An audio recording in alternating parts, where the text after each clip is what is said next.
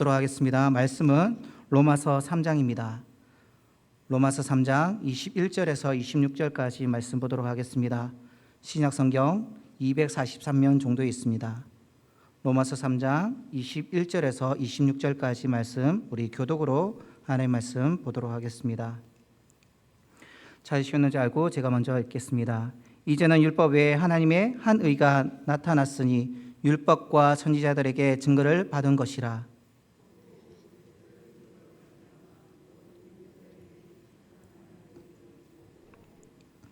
모든 사람이 죄를 범하였음에 하나님의 영광에 이르지 못하더니 속량으로 말미암아 하나님의 은혜로 값없이 의롭다 하심을 얻은 자 되었느니라.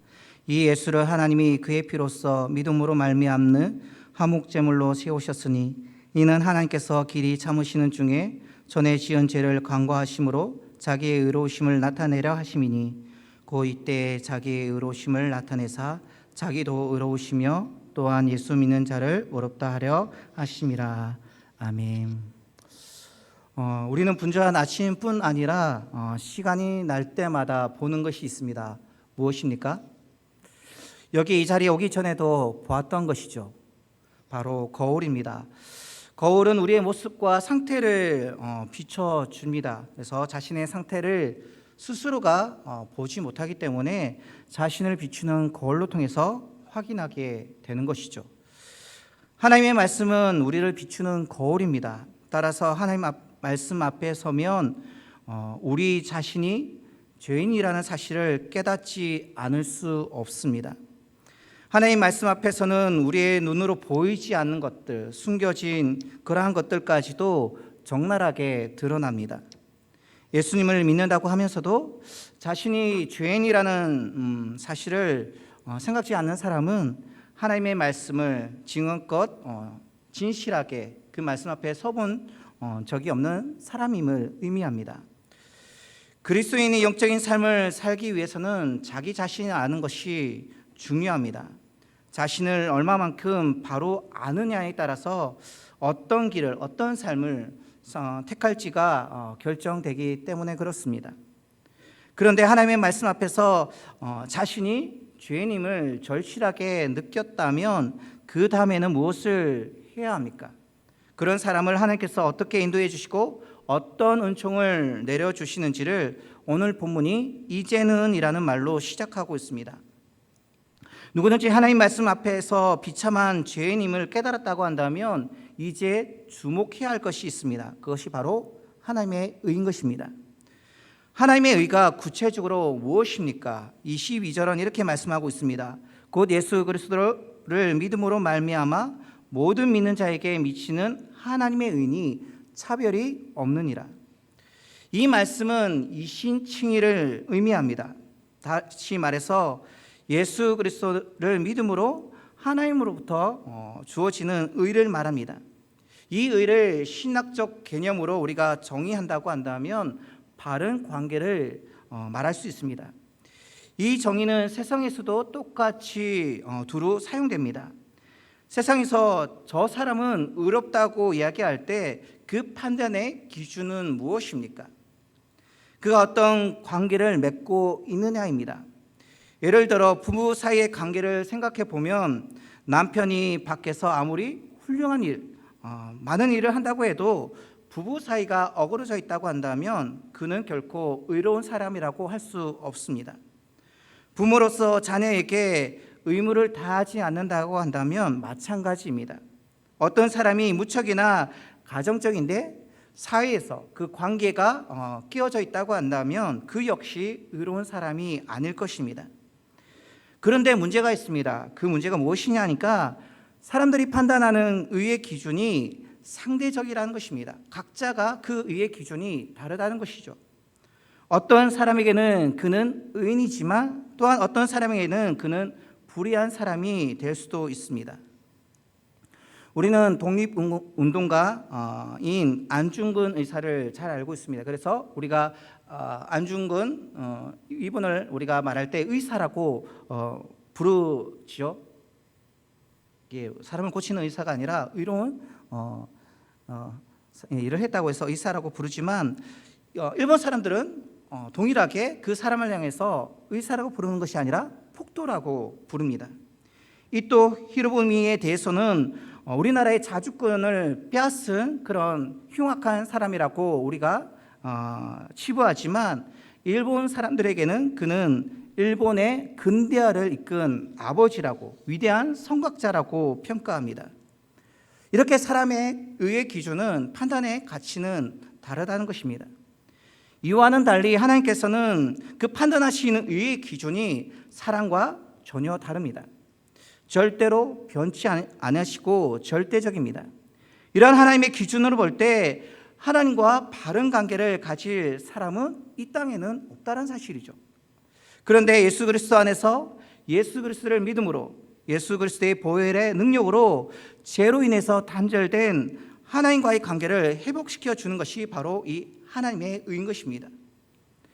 우리 22절 한번 다시 보도록 하겠습니다. 하반절 보시면 모든 믿는 자에게 미치는 하나님의 의인이 차별이 없다라고 분명히 말씀하고 있습니다. 죄로 인해 타락하고 부패한 사람은 끊임없이 사람을 차별합니다. 그리고 늘 과거에 집착합니다. 그래서 우리가 사람을 만날 때 그렇지 않겠다라고 다짐하지만 늘 그 사람을 향해서 평가하고 차별하고 집착하는 것을 보게 되어집니다. 저 사람이 과거에는 어떤 사람이었는지, 과거에 어떠한 잣대를 가지고 살았는지를 자꾸 평가하게 되는 것이죠. 그리고 편견을 가지고 그 사람의 현재의 모습을 자꾸 왜곡시키고 제한하려고 합니다. 그러나 하나님께서는 예수 그리스도를 믿는 사람에게 차별 없이 그 풍성한 은혜 가운데 모든 사람을 하나님 품 안에서 차별 없이 하나님의 의를 주시고 하나님과의 관계를 회복시켜 주시는 것입니다. 사실 하나님의 의가 없다고 한다면 오늘 우리는 이 자리에 있을 수가 없습니다. 모든 세상의 그 의의 기준으로 하나님께서 평가하신다고 한다면 이 자리 가운데 하나님의 의의 기준에 맞춰서 이 자리 가운데 앉아 있을 사람은 아무도 없다라는 것이죠. 하지만 하나님의 은혜가 있기에 우리는 이 자리 가운데 앉아서 하나님의 은혜를 구하며 그 은혜 가운데 나아가는 것입니다. 그 증거가 어디 있습니까? 하나님의 은혜가 우리 가운데 부어지고 있다는 그 증거가 어디 있습니까? 마태복음 1장에 보면 예수님의 족보가 잘 나와 있습니다. 예수님의 족보에는 네 명의 여자가 나옵니다. 첫 번째는 다말입니다. 다말은 시아버지와 동침한 부도덕한 여인입니다. 또한 두 번째는 라합으로 기생이었습니다. 세 번째는 룻인데 이스라엘 사람들에게 괴로 여김을 받았던, 그런 괴로 취급받았던 이방 여인이었습니다. 네 번째는 우리아의 아내 바세바입니다. 결혼한 여자라고 한다면 왕이 동침을 요구하더라도 사랑하는 남편을 위해서 죽을 각오로 거부해야만 했습니다. 그런데 바세바는 다윗 왕의 청을 받아들였습니다. 그리고 아이를 갖게 된 것을 남편에게 이야기하지 않고 다윗 왕에게만 이야기했습니다. 그리고 남편이 죽게 된 후에는 다윗의 아내로 살게 되었습니다.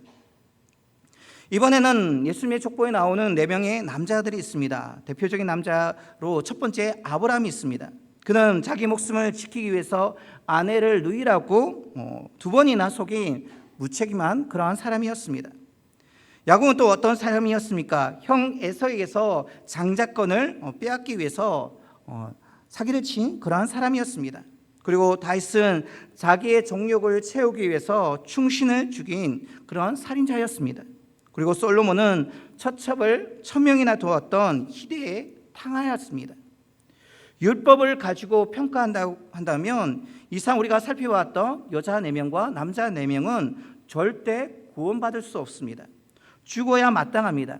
크나큰 죄를 지은 사람인데 어떻게 구원을 받을 수 있겠습니까? 그러나 그들은 멸망당했습니까? 아닙니다. 그들은 모두 하나님의 은총으로 구원을 받았습니다. 그뿐만 아니라 그 이름들이 그리스도 족보에 영광스럽게 올라가 있습니다. 이것이 무엇을 의미합니까? 누구든지 예수 그리스도 안에 있으면 기생이든지 탕하여든지 사기꾼든지 살인자였든 차별 없이 하나님께서 그에게 하나님의 의를 주시고 하나님과의 관계를 회복시켜 주신다는 것입니다. 이 같은 하나님의 의로 인해서 우리도 오늘 이 자리 가운데 나올 수 있는 것입니다. 저 사람의 그런 어떤 행위와 악행을 보고 우리가 손가락질하지만 오히려 우리가 더 많은 죄 가운데 부끄러운 모습으로 살아가는 우리의 모습임을 우리는 스스로 깨닫게 되어집니다. 그러한 우리의 모습을 하나님께서는 용서하여 주시고 또 우리를 그 은혜 가운데 이곳 가운데 나와서 하나님을 의지하게끔 해 주시는 것이죠. 본문은 이러한 하나님의 은혜가 의가 어떻게 우리에게 허락되어지를 구체적으로 우리에게 말씀해 주고 있습니다. 첫 번째로 은혜로 그 의가 주어집니다. 24절입니다. 그리스도 예수 안에 있는 속량으로 말미암아 하나님의 은혜로 값없이 의롭다 하심을 얻은 자 되었느니라. 여기에서 하나님의 은혜란 그야말로 하나님께서 값없이 주시는 선물을 의미합니다. 우리가 조금이라도 잘나서 아니면 우리의 노력으로 하나님의 은혜가 우리에게 주어졌습니까? 세상에 그 누구도 하나님의 은혜를 받을 만한 자격이 없습니다. 그런데 하나님께서 일방적인 구속의 은혜를 우리 가운데 베풀어 주심으로 하나님의 의를 우리에게 허락해 주셨습니다. 그렇다면 하나님의 은혜라는 것이 결국 무엇입니까? 바로 하나님의 사랑인 것입니다. 우리를 사랑하시기에 베풀어 주시는 다함이 없는 그러한 은혜인 것이죠. 24절에 나오는 속량이라는 단어는 노예시장에서 노예를 산 후에 노예 증서를 찍고서 그 노예에게 자유를 주는 것을 의미합니다. 그러나 이것은 아무나 할 수 있는 것이 아닙니다. 당시 노예는 자신의 재산과도 같았기에 쉽게 노예를 풀어줄 수 없었습니다. 그러면 누가 할 수 있는 것이죠? 그 노예를 사랑하는 사람이 아니면 절대로 할 수 없는 그러한 일입니다. 하나님께서 죄의 노예였던 우리에게 이러한 방법으로 자신의 속량의 은혜를 우리 가운데 내려주셨습니다. 그것은 우리를 사랑하시기 때문에 그렇습니다. 만일 하나님의 사랑이 없었다고 한다면 어떻게 되었을까요? 우리가 죽어서 가야 할 곳이 뻔합니다. 죄의 싹슨 사망이니까 가는 길이 우리에게 정해져 있었습니다. 그런데 하나님께서 우리로 하여금 천국의 백성이 되게 하셨으니까 얼마나 놀라운 은혜인 것입니까? 구원받을 자격이 없는 우리에게 하나님의 자녀가 되게 하셨으니 얼마나 놀라운 은혜인 것입니까? 은혜라는 단어는 신약 성경에 155번이 나옵니다. 그 가운데서 바울이 100번 이상 사용하고 있는데 단일 성경 중에서 은혜라는 단어가 가장 많이 나오는 것이 바로 로마서입니다. 무려 24번이나 사용되는 것을 우리가 찾아볼 수 있습니다. 은혜는 기쁨 혹은 기쁨을 일으키는 것, 기쁨을 주는 것이라는 뜻을 또한 가지고 있습니다. 그러므로 받은 은혜가 클수록 많을수록 기쁨도 더 커지는 것입니다. 하나님의 은혜를 생각하면 할수록 우리의 간격이 더욱더 커지게 마련입니다. 만약에 우리 마음 가운데 하나님의 은혜가 임하고 있다고 한다면 우리는 어떤 상황과 어떤 형편에 있다 할지라도 주님께서 주신 그 은혜로 말미암아 기뻐할 수밖에 없다는 사실입니다. 두 번째로 하나님께서 예수님을 제물로 삼으심으로 그 하나님의 의가 우리에게 주어졌습니다. 25절 상반절에 보시면 이 예수를 하나님이 그의 피로써 믿음으로 말미암는 화목 제물로 주셨다라고 말씀하고 있습니다. 사실 제물이라는 단어는 제사의 혜택을 입는 사람에게는 숭고한 단어입니다. 하지만 제물로 바쳐지는 처지에서는 끔찍한 그런 단어가 이 제물이라는 단어입니다. 구약시대의 이스라엘 백성이 하나님께 어떻게 제물을 드렸습니까? 그 제물이 만약 짐승이라고 한다면 짐승을 잡아 마지막 피 한 방울까지 뿌렸던 것을 우리가 성경을 통해서 보게 됩니다. 그리고 가죽을 벗기고는 각을 떴는데 그 살을 찢을 수 있을 만큼 다 찢었습니다. 그 다음에는 완전히 불에 태웠습니다. 그리고 짐승이 아닌 곡물로 드렸을 때는 그 곡물을 절구에 넣어서 흔들어도 소리가 나지 않을 정도로 곱게 빻았습니다. 하나님께서 예수님을 이렇게 제물로 삼으셨습니다. 우리를 위해서 이렇게 예수님을 제물로 드렸던 것입니다. 예수님께서는 스스로 화목제물이 되심으로 피를 뿌리고 몸을 찢으심으로 하나님과 인간 사이에 막혔던 담을 헐고 관계를 회복시켜 주셨습니다. 사랑하는 여러분, 예수님이 누구십니까? 그런 고통과 그런 고난을 받지 않으실 하나님의 독생자였습니다. 그런데 하나님께서 그 귀한 독생자를 어찌 이토록 무참하게 죽게 하신 것입니까? 그만큼 저와 여러분을 사랑하셨기 때문에 그렇습니다. 그러므로 하나님 앞에 나아갈 수 있도록 우리에게 허락하신 하나님의 의는, 그 의는 우리에 대한 하나님의 위대한 사랑의 고백이 아닐 수가 없다는 것입니다. 세 번째로 하나님께서 길이 참으시는 가운데 그 하나님의 의가 우리에게 주어졌습니다. 25절 중간절에 보시면 이는 하나님께서 길이 참으시는 중이라고 말씀하고 있습니다. 참는 것이 무엇입니까? 참는 것은 고통입니다. 그래서 인내와 고통은 같은 의미를 가졌다고 말할 수 있습니다. 하지만 단순히 참아내는 것 정도가 아니라는 사실이죠. 예를 들어서 아내가 바람난 남편을 인내하는 것, 부모가 탕자처럼 살아가는 자녀를 인내하는 것은 피를 말리는 고통입니다. 왜 우리가 끝까지 참지 못하고 종종 화를 냅니까? 그것은 성격이 급한 것이 또 있지만 그것은 2차적인 문제입니다. 가장 큰 이유는 상대방을 사랑하지 않기 때문입니다. 자신이 사랑하지 않는 사람 때문에 스스로가 고통받기 싫기 때문입니다. 그런데 하나님께서 어떻게 이렇게 오래 참으실 수 있는 것입니까? 우리를 지극히 사랑하시기 때문에 그 고통 가운데서도 길이 참으시는 것이죠.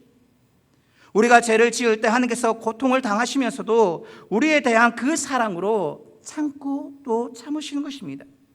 그럼으로써 하나님의 의를 허락하셔서 우리로 하여금 하나님을 볼 수 있게 하시는 것입니다. 마지막 네 번째로 하나님께서 우리의 지난 죄를 간과하여 주심으로 말미암아 우리에게 하나님의 그 의가 주어진 것입니다. 25절 하반절에 전에 지은 죄를 간과하심으로 자기의 의로우심을 나타내려 하심이니. 사랑하는 여러분, 가령 2019년 11월 27일에 살인죄를 누군가가 저질렀다고 한번 생각해 보시기 바랍니다. 그리고 하나님의 은혜로 그 예수님을 만나서 그가 회심하여서 새로운 거듭난 인생을 살아갔다고 한번 생각해 보십시다. 그렇다고 해서 그에게 흑역사로 남아있는 2019년 11월 27일이 그의 인생 가운데 없어졌습니까? 아닙니다. 그날은 여전히 그의 인생 가운데 과거로 남아있습니다. 그는 살인을 저지른 전과자로 남아있는 것이죠. 그런데 어떻게 하나님 앞에서 의로워질 수 있는 것입니까? 거듭날 수 있는 것이죠. 하나님께서 그의 죄를 관과하여 주심으로 그러한 은혜가 주어지게 되는 것입니다. 사랑하지 않으면 상대의 허물을 기억하게 됩니다. 사랑으로 맺어진 부부지간이라 할지라도 입으로는 사랑한다고 말할지는 모르겠지만 상대의 잘못을 평생 잊지 않고 기억하거나 더욱 과장해서 기억하는 경우가 허다합니다. 여기서 우리가 말하고 있는 강간은 유월절과 같은 의미를 가지고 있습니다. 여러분이 잘 알고 계시다시피 출애굽 당시 10가지 심판 중에서 마지막 심판으로 주어진 것이 바로 죽음의 심판이었습니다. 그 죽음의 심판이 애국 가운데 내려졌습니다. 하지만 임방과 문설주에 어린 양의 피를 바른 집에는 죽음의 재앙, 그 심판이 지나갔습니다. 어린 양의 피를 보셨기 때문에 그 문을 지나쳤던 것이죠. 왜 심판이 죄를 뛰어넘습니까? 우리가 예수 그리스도를 믿을 때 우리 허물에 덮어진 예수 그리스도의 보혈을 하나님께서 보셨기 때문에 그렇습니다. 사랑하는 여러분, 앞서 말씀드렸다시피 의는 바른 관계이고 하나님과 바른 관계를 회복한다는 것은 하나님과 사랑하는 관계를 회복하는 것을 말합니다.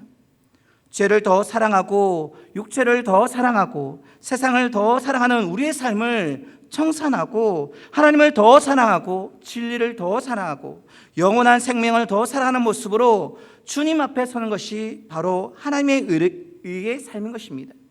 그러므로 우리가 해야 할 것은 무엇입니까? 하나님께서 독생자를 죽이시기까지 우리에게 베푸신 그 사랑을 가지고 살아가는 것입니다. 우리에게 베푸신 그 의를 기억하면서 감사하는 삶을 우리는 살아가야 하는 것입니다. 우리가 하나님의 사랑에 응답하지 않으면 하나님의 사랑은 우리에게 하나님의 사랑일 수가 없습니다. 노예선의 성장이었다가 후에 회심했던 존 버년이라는 사람이 있습니다. 그가 쓴 철로 역정이라는 책이 있습니다. 이 책의 주인공은 크리스천이라는 이름을 가지고 있습니다. 그런데 그의 원래 이름이 무엇인지 아십니까? 그의 원래 이름은 은혜 없음입니다. 이 은혜 없음은 우리와 마찬가지입니다. 우리의 원래 이름 또한 은혜 없음이었습니다. 그러나 하나님의 은혜로 예수를 믿고 구원받은 다음에는 우리의 이름이 달라졌습니다. 바로 은혜 있음으로 말입니다. 얼마나 놀라운 주님의 은혜인 것입니까? 우리의 공로나 우리의 노력이 되어진 것이 아니라 우리 가운데 베풀어 주신 하나님의 의로 말미암아 되어진 것입니다. 나 같은 죄인을 살리려고 하나님은 이 구원의 길을 우리 가운데 마련해 주셨습니다. 이 십자가의 은혜로 우리는 값없이 의롭다 하심을 입었습니다. 이 은혜로 우리의 공로가 아니라 진노 가운데 길이 참으시는 우리의 죄를 강가하여 주심으로 우리에게 베풀어 주신 하나님의 사랑으로 비롯된 것입니다. 이 은혜를 생각하면 할수록 터져나오는 감사와 감격으로 우리는 살아가야 할 것입니다. 사랑하는 여러분, 혹시 이 은혜로 주어지는 하나님의 의를 잃어버린 채 감격 없는 삶을 살아가고 계십니까? 다시 한 번 더 우리가 우리에게 베풀어 주신 하나님의 의가 무엇인지, 그 은혜가 무엇인지 되새기는 가운데 우리에게 베풀어 주신 주님의 그 사랑으로 비롯된 감격과 은혜 가운데 살아갈 수 있기를 바랍니다. 이 놀라운 기쁨을 맛본 사람은 그 은혜에 다시 들어가기 위해서 오늘도 주님 앞에 서며 그 십자가를 붙들고 살아갈 수 있습니다. 사랑하는 여러분, 우리 생이 다하기까지, 아니 우리가 오늘 마지막 인생을 살아간다 할지라도 그 삶을 주님을 찬양하며 오직 주님께 영광 돌릴 수 있는 우리의 삶이 되어지기를 소망합니다. 세상 사람들이 누리고 붙잡기 위해서 살아가는 그것을 위해서 오늘 또 아동바동하고 살아가는 것이 아니라 오늘 우리에게 부어지는 하나님의 의를 위해서, 그 하나님의 그 사랑을 위해서 오늘도 주님을 위해서 살아갈 수 있는 우리의 삶의 모습이 되어지기를 소망합니다. 이것이 우리의 삶의 과제요, 우리가 살아가는 목적인 것입니다. 세상 사람들과 동일하게 목적 없이, 삶의 의미 없이 살아가는 것이 아니라 오늘도 하나님의 의에 힘입어서 거듭난 주님의 백성으로 살아갈 우리의 삶임을 기억하시면서 그 하나님 앞에 부끄럽는 우리의 삶임을 기억하시며 그 삶을 살아갈 수 있는 저와 여러분 되시기를 주님의 이름으로 축원드립니다.